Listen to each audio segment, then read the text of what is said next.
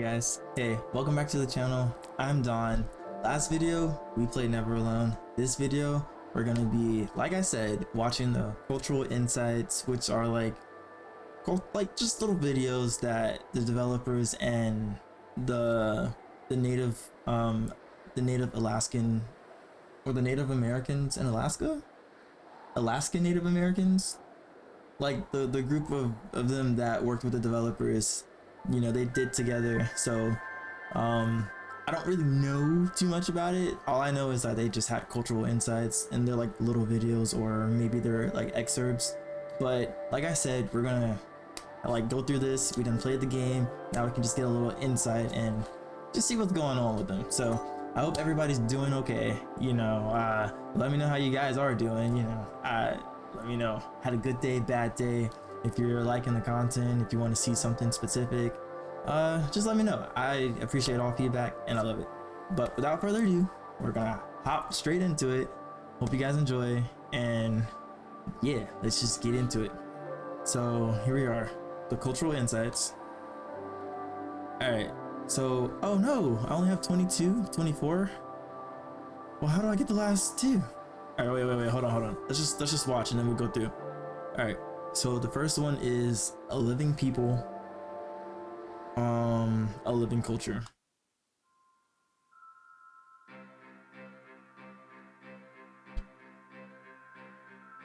One of the things I think a lot of people need to understand is we aren't a museum piece. Oh, this is cool. The Iñupiat people are a living people and a living culture. Even though we're in northern Alaska, which covers this vast area from Nome all the way over the Canadian border, is that there's this extreme value of interconnectedness and interdependence. It's a hunting society, a gathering society from thousands of years. This is what creates our culture. That special relationship between humans and the natural world and the animals. And hey, that's it the op right teaches you there. how to have a society that doesn't do too much harm to the world. Love and respect for nature, for one another, for our elders. Oh, that's cool. Looks like she has like a tattoo on her chin. I wonder what that means. Our values it has are something that meaning. bind us all. The importance of sharing with one another, the importance of spirituality, and the connection to the land, our traditions, how we hunt, sharing of stories and songs and dances. I'm Iñupiat. I'm from the... Okay, Iñupiat. The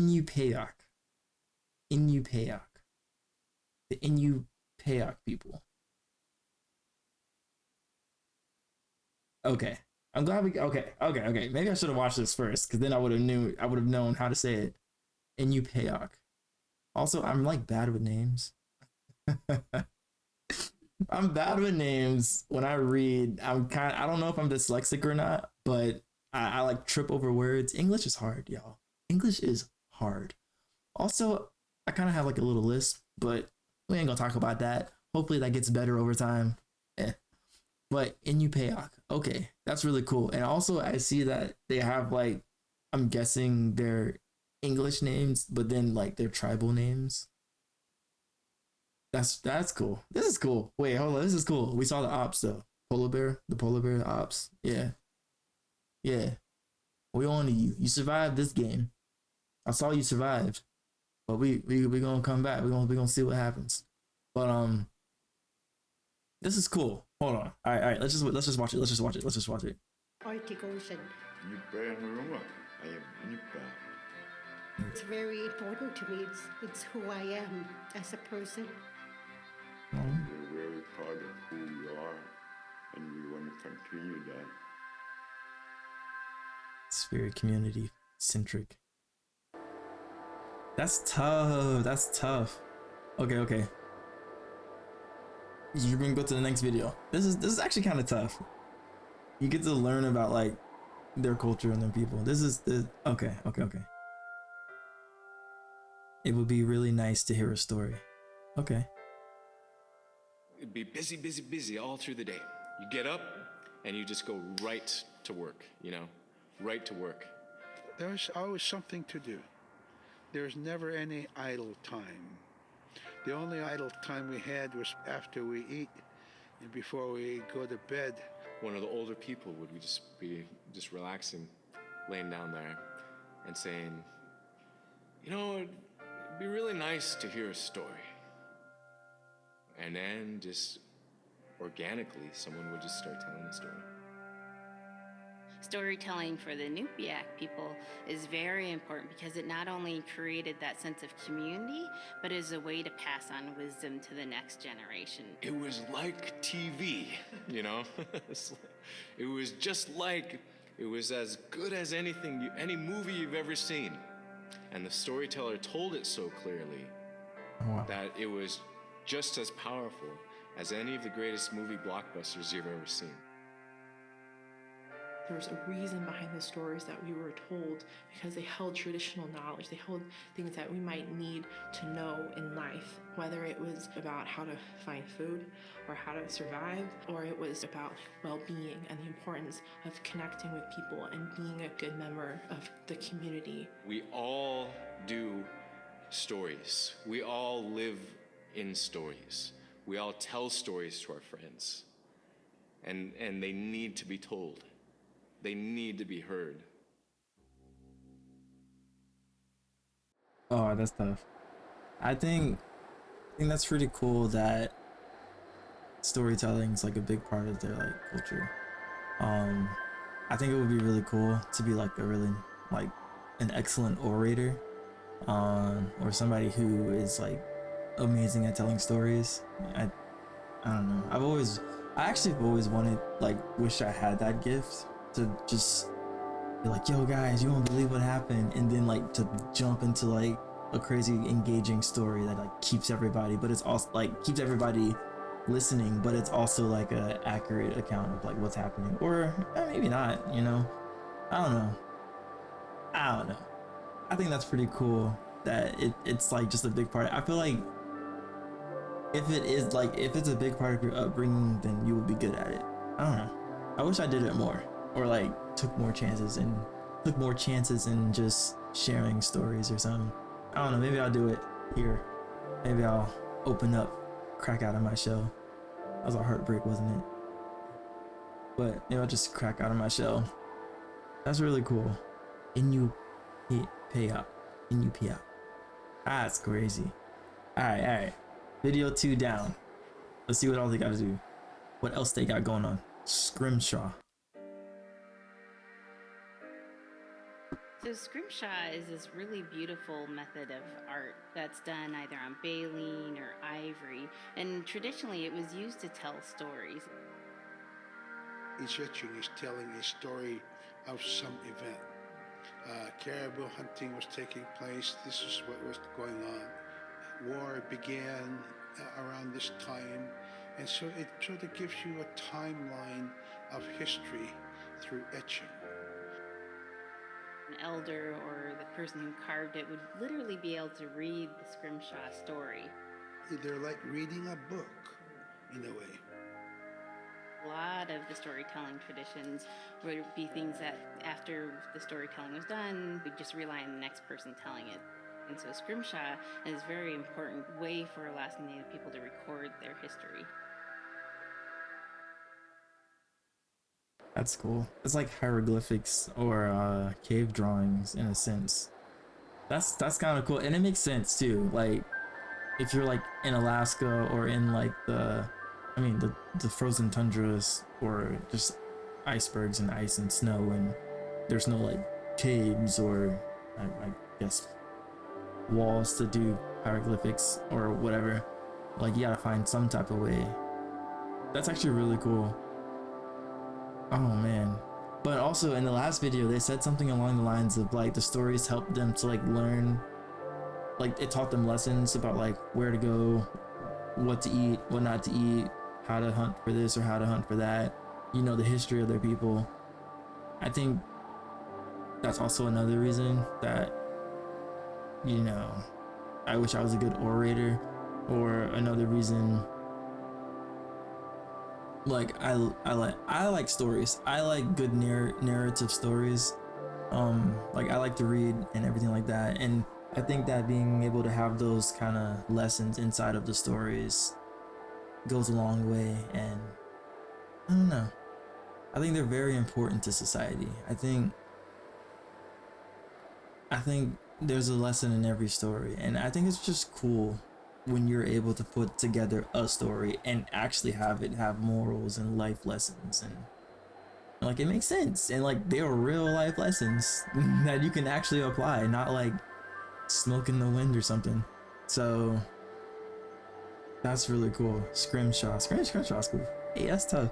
Yo, these insights are actually kind of, this is cool. There's 22 of them though. Jeez. All right, let's get it. We're gonna have to speed through these then. I gotta talk less. Yeah, let's go, Fox. I mean, you messed us up in the game sometimes. My grandpa had a pet white fox. If you're so a good cute. friend with a fox, when there's Oh, danger wow, look at the about, snow on they its try to back. keep you from getting into trouble. Sparkly. They pull tricks here and there. I want one. Foxes are like spoiled little kids in that way. When you let her out, she'd go prancing out in the snow, jumping in the air. I know she was happy then. Oh my god, it's so Running at cute. me and jump on my chest, knock me backwards, lick my face, and I try not to let it. So that was my memory of my grandpa's pet fox. It's so cute. I for sure need me a Arctic Fox plush.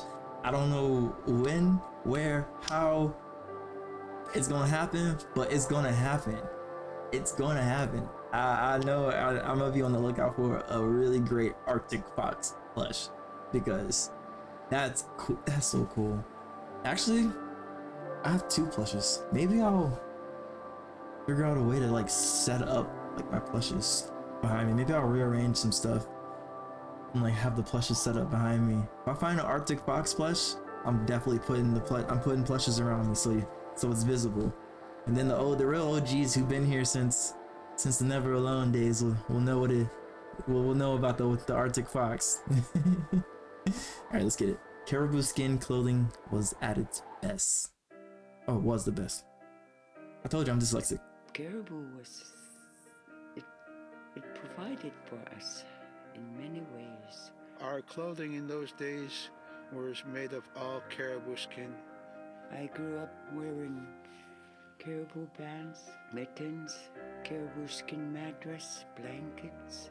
Some people had boots that were made with wolf leggings, sealskin sole bottoms. Baleen was shaved to make insoles. They kept us quite dry and warm as well. But the caribou skin clothing was the best. We would get as many yearlings as we could for our outer clothing. And for heavy winter, we would get caribou in February or March because the hair was the longest and the skin was the thickest, and we would use those for our winter gear. With that stuff on, you could sleep outside in 50 below and it wouldn't bother you a bit. I don't know, man. My skin ain't made for it. My blood ain't made for it. I think I would definitely feel it, but that's still tough nonetheless. All right, let's just keep it going. We got 22 of these to get through. Sila has a soul? Sila? Sila is the weather. Sila. Okay. It also means the atmosphere. Yeah. Here's the Nuna, or the land. Yeah. And it's anything from the land into the moon, the sun, the stars. That's Sila. That's pretty. It's a very spiritual, and we have a relationship with Sila. Sila has a soul in the same way we do as people, in the same way animals do. I think spirit helpers in and of themselves are really about how we're connected with things. And so it may be that there is a spirit helper that shows themselves as a bird to show you the way home, or it may be a spirit helper that actually decides to show themselves with the face and body of a man instead of their animal form. And so I think one of the things that's hard to understand is that it's not one way of seeing things, it's one way of knowing you're connected to everything. we've always had that spirituality of everything around us. He has the chin tattoo It's the too. interaction you have with the air you breathe, Yeah. the ocean I wonder what they mean. gather resources from, the rivers from which Or you signify. gather fish, the tundra from which you pick berries, the animals that give themselves. It's all of that. Sick.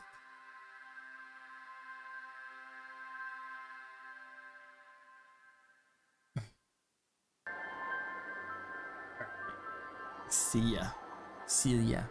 Has like a Y sound to it. Celia. Alright, the trapping trail. And all this is very beautiful. Like, In the winter, when we were traveling, we didn't build sod houses, we built snow houses. In Canada, they call them igloo, but here in Alaska, we call them apuya. We do a day of travel, and then we'd make a apuya. The next day, my father would set traps, spend the day there, rest the dogs, give them something to eat, and then the following day, we continue to the next place. We'd go to my dad's sister, who had a house at Dubai. They had a small sod house over there. We didn't have to do anything. We just visit with them, and my dad and my sister were glad to see each other, and they'd talk away while us kids played outside or go to sleep. By the time we get back to our home, my father would leave us with our aunt or with my grandmother, and then he'd start on his trips and go check his trap line. We were not into 8 to 5 kind of time, you know. We're in a totally different kind. We're in ecological time.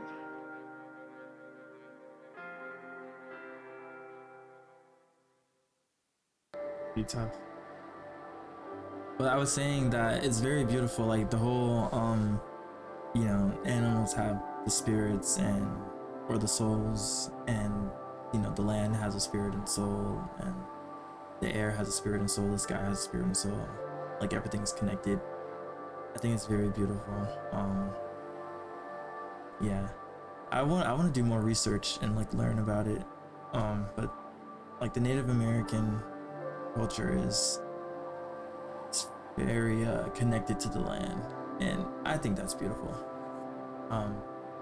So I need to do some research. I actually need to look into my family too. I think I may have some Native American lineage also, so I definitely need to do some research and figure out. But let's continue. We are on our way. The heartbeat of the community. Drum is something that's common to all cultures in Alaska. All cultures have a drum that may have some stylistic differences or differences in the materials that it's made, but it's still in recognition of life and vitality. And the drum mirrors the heartbeat. And when you continue drumming soon, it will be in line with your heartbeat, because that's what it's supposed to be, the heartbeat of the community, and it symbolizes vitality. And it's the most tremendous feeling to be in a room and to have one long row of all the drummers, and to have that feeling of unity, everyone being in harmony, the drumming in unison. It's the most beautiful feeling.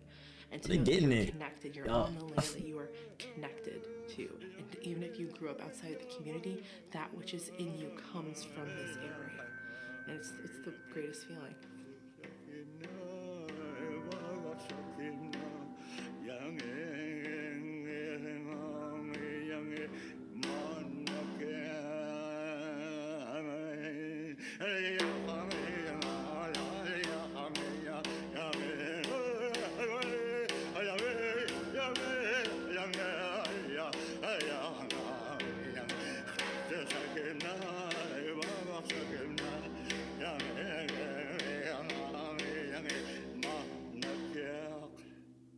Man, I went at it and look what happens.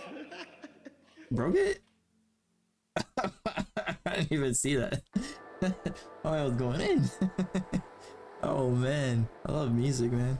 That's so good. Heck yeah, the drums are the heartbeat in every community, man. Honestly, you can't have music without the drums. Well, you can, but not without rhythm. But yeah, drums make the world go round, for real. Little people. They're just like other people. They just happen to be very small and extremely strong. These are stories that are common throughout Alaska. And it's normally the people are in a size from your elbow to the tips of your fingers, and they possess superhuman strength. So they may be tiny, but they can carry a whole caribou. And if you go up north and you talk to a number of the people in the community, they'll talk about having seen the little people. There's a place at home that we know, but we don't profess it to anybody. But it's not like the boogeyman. They can be mischievous, they can be ornery, or they can be helpers. And every now and then, we might have the opportunity to see them, especially if they want us to see them. The fact that it's across Alaska really tells you something about our history and how we interacted with nature around us.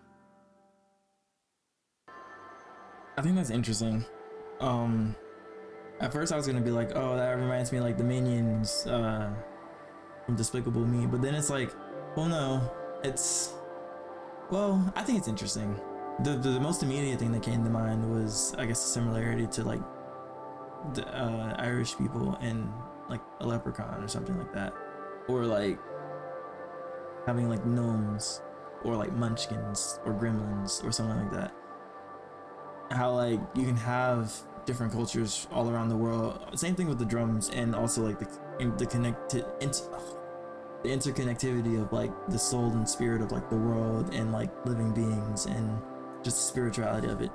It's like you can have so many different cultures spread out across the world, and like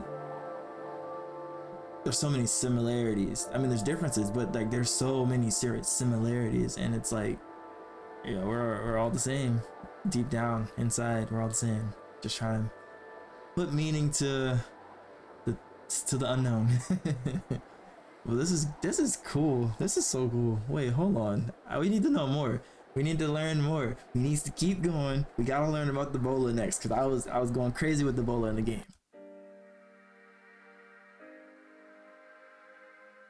Oh, that's cool. The bola is what we call kilamitan. And the kilamitan is made out of braided sinew tied on to some heavy bone which you could twirl. In my case, we're catching ducks. When we're out whaling, sometimes the ducks start flying, and they're good for duck hunting. You know, if you're a whaling crew, you can't make too much noise, so you can't use a shotgun for getting some duck soup handy, you know. So bolo was a really handy weapon to use for catching ducks. You know, the ducks fly in, you throw it up and tangles up the bird, and down they go. Tough. That's tough. Alright, let's keep it going. The bola's like the... Immediately it made me think of like David and Goliath. I was 12 years old. We floated out on a piece of ice while we were duck hunting. It was a bluebird day, just clear blue skies. And there was 3 of us, myself, my brother, and my dad. Next thing you know, we see this dark shadow on the ice. We look and it goes behind us. So we all jumped up, startled, and my dad, he started running. We got back to the ridge there. The ice had fractured, cracked, and broke off, and we were floating away. We were drifting. It was close enough to where my dad would have made it. He stopped and he thought about throwing us across, and if one of us was on the other side, we would be split up. So he stopped, and he just so happened to have a cell phone on him. 911 didn't pick up. That's the worst feeling in the world right there. 911 did not pick up. So he left a message because they record their calls. Once he had relayed that information, his cell phone died. That was the scariest moment I've ever had in my life. We were floating away and I thought we were left for dead. He kept calm during this situation. He's bringing out everything positive in this case. You know, I'm crying, my brother's freaking out. It went from clear blue to dense fog. Within Dang. a couple hours, we heard the chopper flying around, so they must have gotten our message. We thought we were saved, and then the chopper sound went away. So we lit some of the sled on fire. It's plastic. We thought black smoke in the fog would create some kind of marker. Chopper pilot had mentioned when we got rescued, you could see a glow in the fog, and he slowed down there, and sure enough, as soon as he slowed down, we got within visual. That was definitely the scariest moment of my life, was floating away and not knowing what the outcome was going to be. That's crazy. I couldn't imagine. I cannot imagine the feeling that it would come over you. One, being in Alaska like that. Two, having a sheet of ice break off under your feet. Three, being on that sheet of ice, drifting away from the main ice or mainland into the water, and then like being out there for hours, and then like hearing the chopper just like go by. Oh, I can't imagine that. That does sound scary. That sounds terrifying.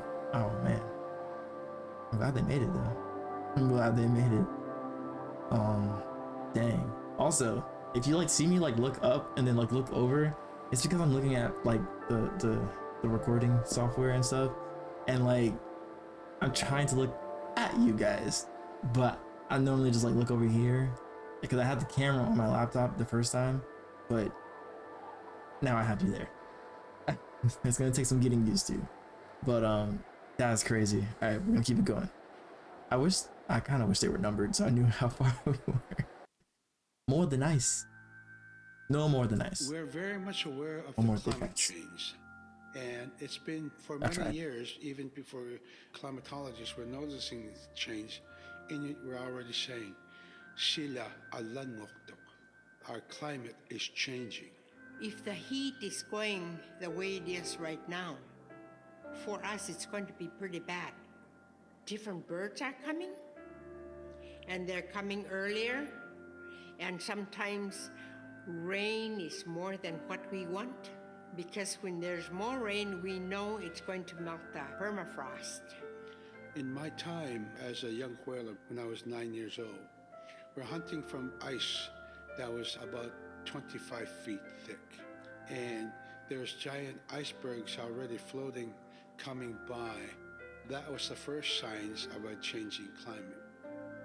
Ice that never broke before was now moving. Now, here it is 50 years later, we're hunting whale from ice that's 18 inches thick. There's no more thick ice. It's creating a malfunction in our whaling season is what it is. Actually, more than that, all seasons in general. I think we are more scientists than more people will realize. We have more knowledge of those things than people will ever know. Yeah. I wonder what it's like now. Like they made this, if I'm not mistaken, in 2014, give or take a year. So it's like, I wonder what it's like now. It would be nice to hear like their account of things now. That is kind of crazy. That is sad. The climate is changing all over the world, especially in the Arctics regions. A girl and her, you know what? I ain't even gonna try it. A girl and her Nanook. My brother was out seal hunting. I tried He it. got attacked from behind and managed to grab his knife and save himself. When he came to realize, oh no, it's a mother. We've always known traditionally that we avoid killing a mother. It's always been sacred to us to protect them. He had to present himself to the council, and so he was given the job to mother the baby, and we kept it. It got so big, it went over the barricade one day and got to the dog food, and that was an indication that, brother better go teach it how to survive on its own. So he did. I really got attached to the bear because I more or less grew up with it. And some days when brother took him walking, once in a great while he'd put me on the bear and I would ride on it like a horse. I was just happiest little girl in the world. That's pretty cool. That's pretty cool. To be able to ride on the back of a bear, a polar bear at that, oh, that's crazy talk. That's sick, man. I love that. Alright, I ain't gonna lie to you. I would love a polar bear plushie too. I guess I'm a plush guy. I have to be a plush guy. Because I want a polar bear plush, an Arctic fox plush. Like, those are on my list. I'm definitely gonna be on the lookout. If I see a good one, I'm getting it. I'm getting it. It's written now. It's in stone. I have to now. All right, subsistence lifestyle. I might be dyslexic. Oh crap! That was crazy. Subsistence. In Arctic Alaska, hunting is a really important part of life. It's not just about going and shooting something, it's about going and putting food on the table. But more importantly, subsistence hunting isn't just about the insular family unit, it's about feeding the whole community. And I think that's one of the beautiful things about subsistence hunting in Alaska is that people go out and they'll go get, fish, or they'll get a caribou, and they'll get, seals and whales. And one of the first things they'll do is they'll say, oh, I need to take this to the elders. This isn't just about one individual surviving or one family surviving, it's about the whole community. We didn't just go out and kill and butcher and put in a freezer. It's like a ritual that I learned from my parents. It's all about relationship. I don't know. I think there's a lot of camaraderie involved, and just being out on the land or being out on the ocean. It's like getting back in tune. I'd rather be out there. To me, once I go out there, it's the world that I learn from. That's cool too. Subsistence. Alright, everything is alive.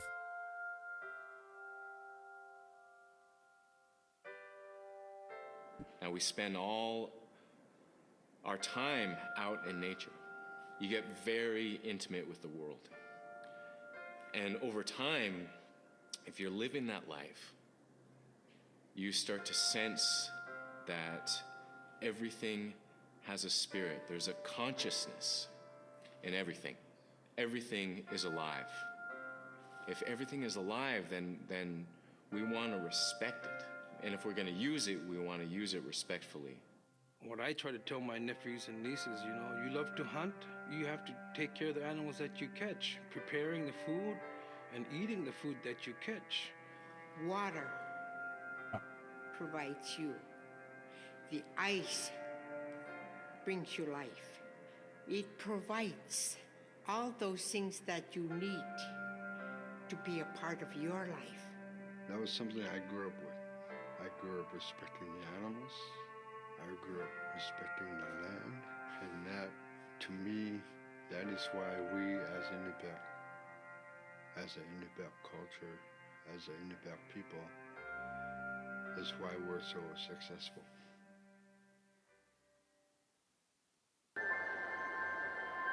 Yeah, I think that's something that's missing from a big part of Western society. Is just appreciating, the wildlife, the nature. I should just say nature. Just appreciating nature and like natural things. I think there are a good amount of people that do appreciate it, but I don't know. I feel like that should be a cultural lesson that, we teach everybody, is to appreciate, all living things and just the world and just everything that we have. Because it does sustain us. Like, all we need is here.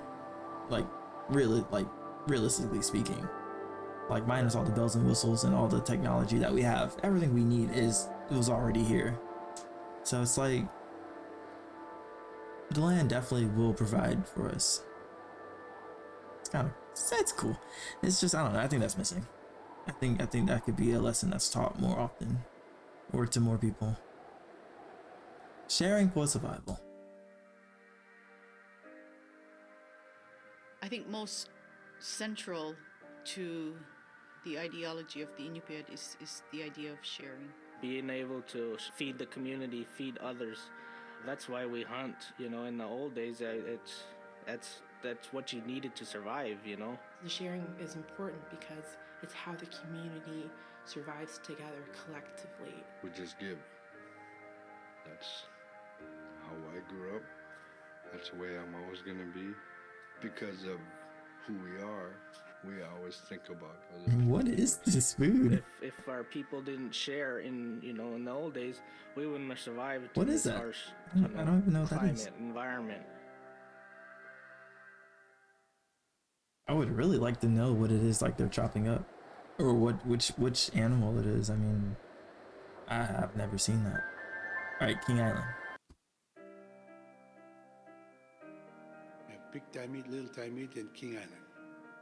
And in those three islands are the stepping stones to get to America. So King Island is this absolutely beautiful place off the coast of Alaska. And if you can imagine being on this really kind of rocky island that kind of shoots up from the water to these cliffs, and then all of a sudden you see these stilts, and then you look up and there are these houses. They were built on the cliff up high because of the ice.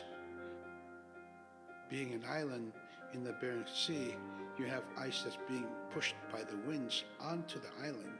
So it's going to pile up 50, 60 feet high. Structures are still there today, and people have returned to King Island. It's a growing community as the people return back to their island.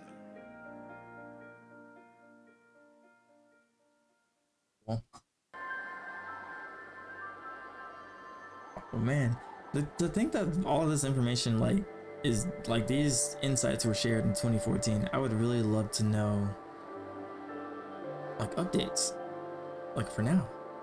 All right, Northern Lights. We'll keep it going. I really want to see the Northern Lights. I was young. In person. Mom, whenever the Northern Lights came out, she just whistle.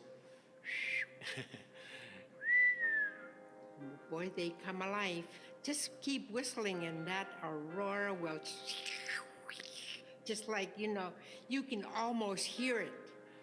And then she explained to me a little bit later that those are children, and children who've passed away when they were children. You don't want to draw them in too much, is what she said, because then they could play football with your head, play Eskimo football, and that's what they want to do. They're always playing, those children up there. Don't play out without your hood on. If you don't have your hood on, the Aurora person is going to come down and chop your head off and play ball with your head. Oh my goodness. It wasn't like they were trying to do bad, or it was like a scary story or anything like that. It was just that's how it was. That's what it was. I'll come down and chop your head off and play ball with it. That's nuts, man. That's crazy. I love it. I love it. All right, the month of night. Oh yeah, they do have a long winter, or a long. Yeah, in the month of November, there's no sun. So during that dark time, we travel by the light of the moon. It's quite different. Everything was silver and black. Toward the horizon, we could see where caribou are because their body heat flowing upward, and we could see it glowing in the moonlight against a dark horizon where there's no stars. If somebody yelled, you could know who yelled from where the sound came from, but specifically where that cloud of their breath went up and it glowed in the moonlight. That'd be pretty cool. So that was a good time to travel. It was very surrealistic. And so things that were dark objects look very close, and white objects look very far. I would like to see what it's like to see the caribou giving off heat. That sounds tough. That sounds crazy. Oh wait. All right, animal spirits. The op? We're taught Nah, that that's a there's fox. no There gotta be a hierarchy. fox. It's not everything else, and then man, humans on top, and they're separate from everything.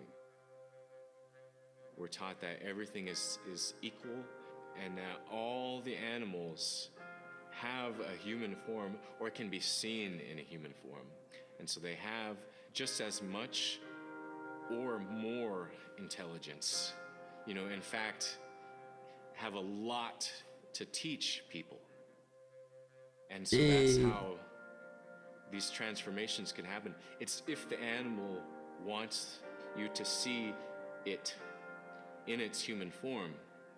There's a story where a man comes up to an ice hole, and then realizes there's another man in his parka that's got stuck in the net, and is just stuck like that. Oh, can you let me out? Please help me, And so then he lets the man out, but then realizes that was actually a seal. That was a seal man. And just because that seal wanted that help, that seal allowed itself to be seen in human form.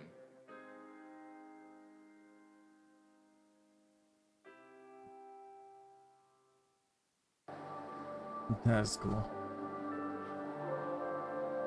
Okay, rebirth and naming.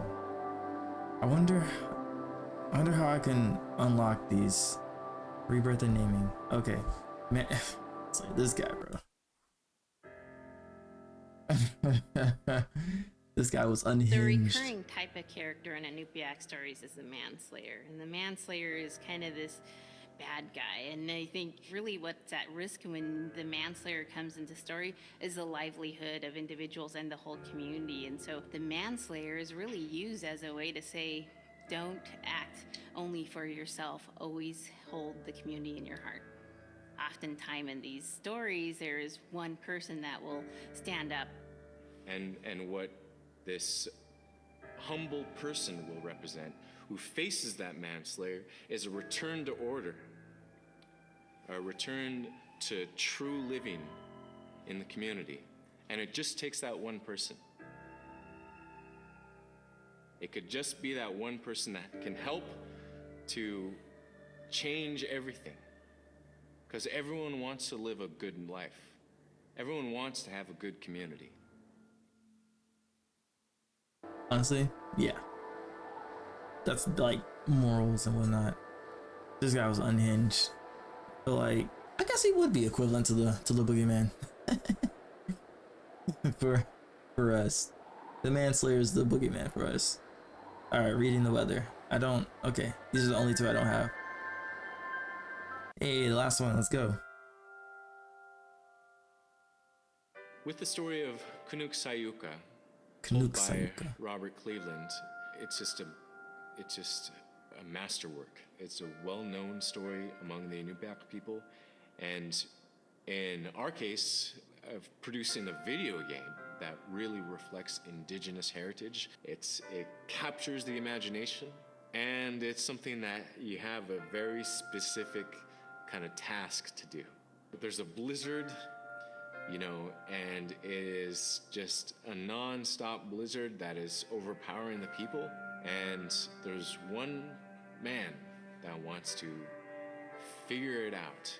And in our case of the story, it's a girl that wants to find the source of that blizzard. The blizzard man, it's like that is the physical embodiment of an element of nature. And so there's a person that needs to go up and take away that adds, that's chipping away that snow. In that community, the person... In the game, I was calling it a daze. It's called an ads. You know what? upon playing the game and looking at the word like in the subtitles, I was like, maybe it's not called the days, but I didn't say anything. But to hear him say it, I was like, yeah, you win some, you lose some. What can I say? I just had to point that out. Also, I was yawning. It's late at this time when I'm recording this. I probably should have recorded this earlier. Least expected is the one who stands up and makes the difference. Humility is something that we value, and where that comes from is the idea that you are not the biggest thing in the world. And when you live in an extreme environment like where the Inuit reside, you are at the whim of the environment, of the climate, of the animals. You can be as prepared as you can, by learning from your elders, but you're not the biggest force in the world.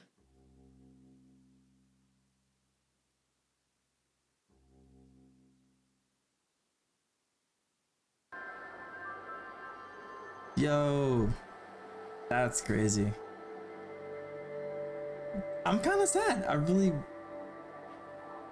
rebirth and naming and reading the weather. I really want to know how to get these. Hold on, I'm gonna look it up. Okay, so I went through and I got the last two.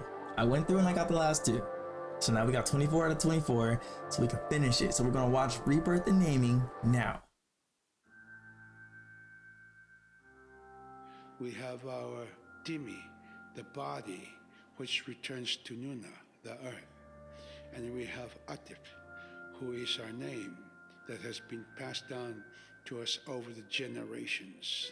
The spirit of our Atif lives on so long as man remembers that name.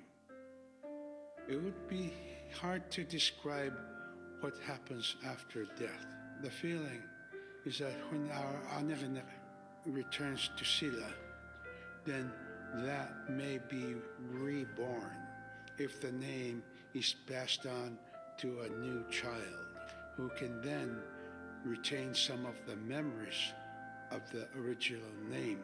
And so it's not uncommon for grown-ups or adults to meet a child who has the same name maybe as their grandmother and say, "Hi, Akka," which means grandma, "Hi, Appa," or "Hi, little mom," or "Hi, little dad," because it's the traditional belief that the soul, is continuing. Appa means grandpa? Wait, did Avatar the Last Bender? Did Avatar the Last Airbender get Appa from this? Well, not like this game, but like from the culture? Is Appa a granddad? I'm probably thinking too hard.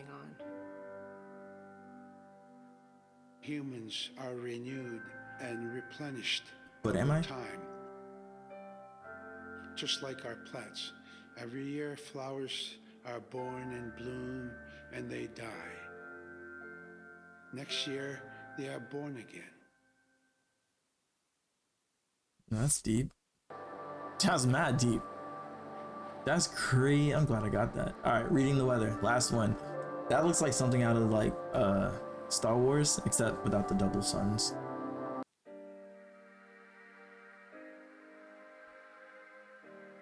With regard to the environment, the blizzards have been one of the key elements that have impacted the survival of people, especially in the hard winter. We know a blizzard is coming when the moon is starting to get fuzzy. We also look at the stars. When the stars are twinkling fast, we know a storm is approaching. We look to the clouds in the sky to give us a direction the storm is coming from. We learn these as children by observing weather on a daily basis. That's pretty cool. Honestly, it would be nice to like have learned some of this weather stuff as a kid too. It would be cool to learn like a lot of the stuff as kids. Oh man, I think I'm gonna teach my kids that. I'm gonna learn all this now as an adult, and then I'm gonna teach my kids. I'll be like, we'll go outside and look at the sky, and they'll be able to tell the weather. Because you can definitely tell when a storm is coming. You can tell what direction it's coming from. You can definitely tell, but you gotta know what to look out for. So I think that would be cool to teach your kids. But okay, guys, that was looking at the cultural insights of Never Alone. Honestly, to be honest, just 100% of the game, because had to get the trophies for it. I mean, the trophies came with the insights and everything like that. Actually, let me double check that right now. Absolutely. So we got all the trophies for the base game of Never Alone. So I think I'm gonna try to, well, I'm gonna 100% the DLC. So I'm gonna play the DLC. This was interesting. This was very insightful. No pun intended. I'm glad I actually did this, because it's like, I don't know, it puts a smile on my face. My heart is filled with the joy of just hearing just the accounts of the Iñupiat, for the love of life. For the Iñupiat people, and it's just, I don't know, man. Words just can't describe how intrigued I am, and like, though maybe I don't remember everything, you know, in the world, you know, and as the years go by, I might not remember everything, but it's nice to take some time out of life and just hear different stories and hear different people's accounts and hear how the different cultures of the world operate. And it's just, nothing will ever take that away. So we're gonna play the DLC and we're gonna see what that's talking about. And I think we'll do the cultural insights in the same episodes as the DLC. Like, all of that will be encompassed in one, depending on how long the DLC takes. So look out for that. That'll probably most likely be the next video. Yeah, I have some more. If you guys, well, actually, first, if you guys love like this type of like kind of chill, just laid back, calm, cozy, just reacting to like just videos or anything like that, let me know. Let me know if you want to see me do anything like that moving forward in the future. And yeah, again, like I'm saying, if you have any game recommendations, let me know. I'll check them out and I'll add them to the list. And if you guys have any suggestions for what you would like to see next, just let me know in the comments. Let me know how you enjoyed the video, how your day went, how it's going, how your night went, what's going on, and everything like that. If you just want to say hey, so just let me know. Leave a like, it does help. It does help. And yeah, hey, join the team. We're here. We're gonna be here. We're gonna be playing games, and I'm glad you guys decided to stop by and hang out with us for this one as well.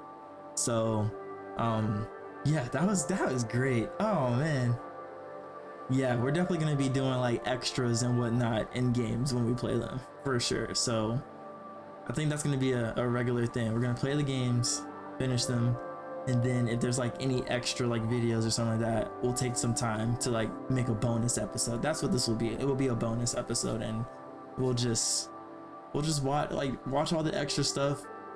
Maybe we'll read all the extra documents and stuff like that, and like just kind of chill out together.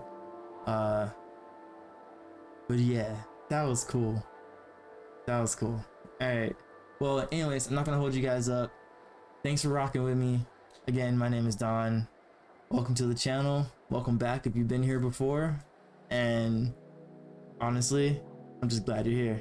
So you guys have a good night, a good day. Enjoy your time for after the video. And I'll see you next time. All right. Peace.